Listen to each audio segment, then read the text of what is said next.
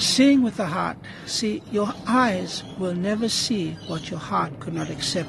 Good morning, everyone. You see, we live in a world that insists that seeing is believing.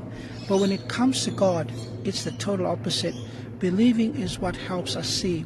See, many times the problem is not with our eyes, but it's with our hearts.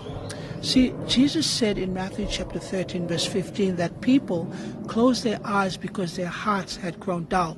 In other words, when your heart refuses to trust God, your eyes will refuse to see His blessings. Think about the Israelites. You see, God promised them a beautiful land filled with blessings. But when they saw giants, they panicked.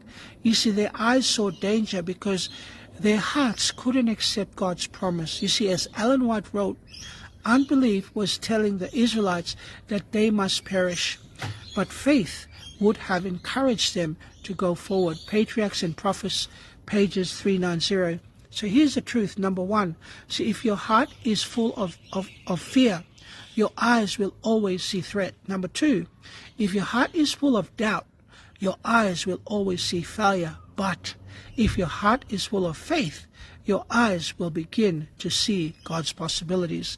See, God wants to show you a future filled with hope, but first your heart must believe in it.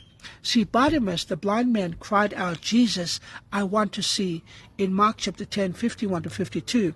He saw Jesus with his heart before he ever saw him with his eyes. So today I challenge you, let God change your heart believes. You see, and He will transform your eyes can see. See, your miracle may already be in front of you. Your breakthrough may already be prepared. Your blessings may already be waiting. But can your heart accept what God has planned? It's because your eyes will never see what your heart could not accept.